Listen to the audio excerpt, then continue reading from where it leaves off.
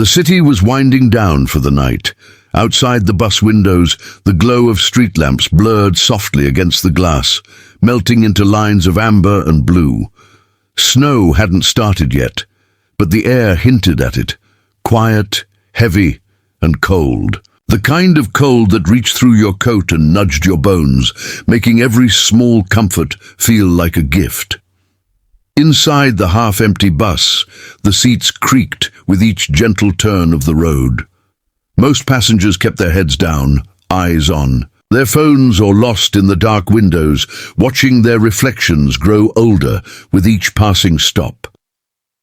At the back of the bus, in a row of 3 seats, sat a man with strong hands and tired eyes. His name was Daniel. He wasn't going anywhere special, just heading home after a long day at work, same as always. His coat still smelled faintly of coffee and old paper, the scent of long hours in the bookstore where he worked. In his lap, to his quiet surprise, lay a baby. The little girl looked to be about a year old, with bright eyes and soft, feathery hair. She was snug in a blue onesie, covered in tiny stars. But the baby wasn't his, and neither was the woman resting her head on his shoulder. It had happened so quietly, so naturally, that Daniel barely had time to react. He had boarded the bus 2 stops ago.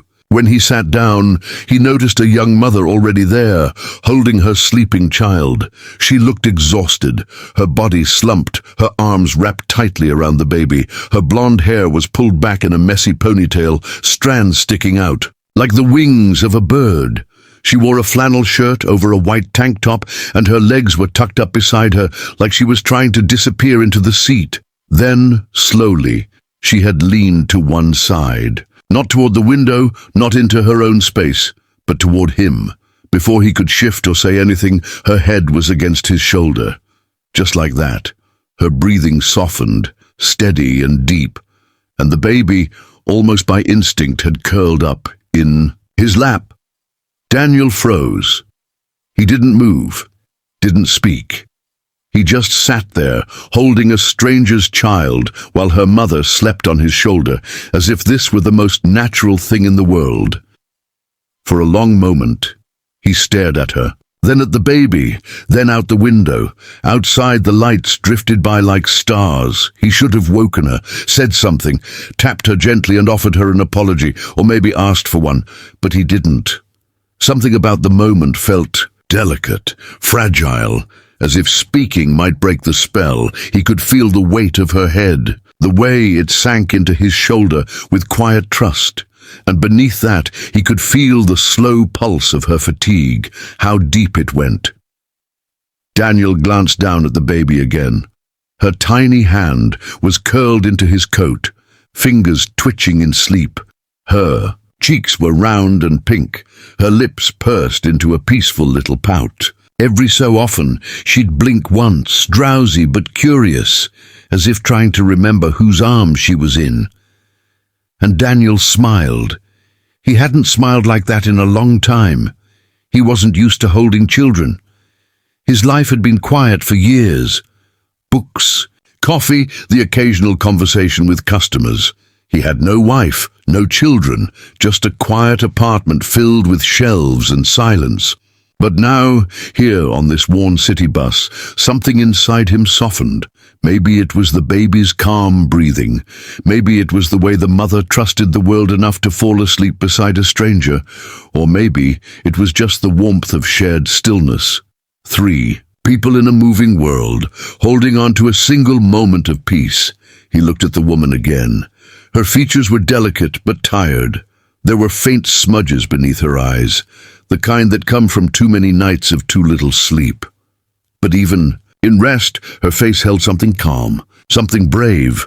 And for a moment, Daniel wondered what her story was. Maybe she had missed her stop, maybe she had no stop, or maybe she had just needed 5 minutes, 5 quiet, borrowed minutes to let someone else carry the weight.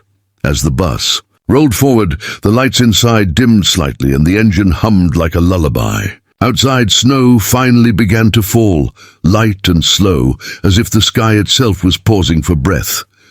Daniel blinked, The baby stirred in his arms, blinking up at him with big, curious eyes. "Hey there," he whispered, almost afraid to break the silence. "You've got quite the brave mom, huh?" The baby gurgled quietly, as if in agreement. Then, just as gently as she had leaned in, the woman began to stir. Her eyelashes fluttered. Her brow twitched, and then her eyes opened. For a second, confusion, she looked up, blinking at the man whose shoulder she had borrowed. Her lips parted, the first signs of an apology rising. But then she saw the baby, still warm in his arms, still safe, and Daniel smiled. "It's all right," he said softly.